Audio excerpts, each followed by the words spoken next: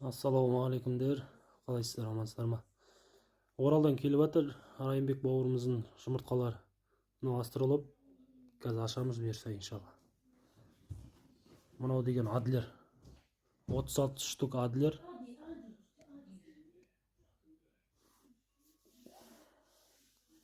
Отыз штук астролоб.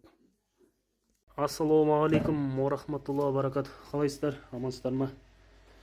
Бүгін 22-сі Райымбек бауырымыздың адлер 36 штук,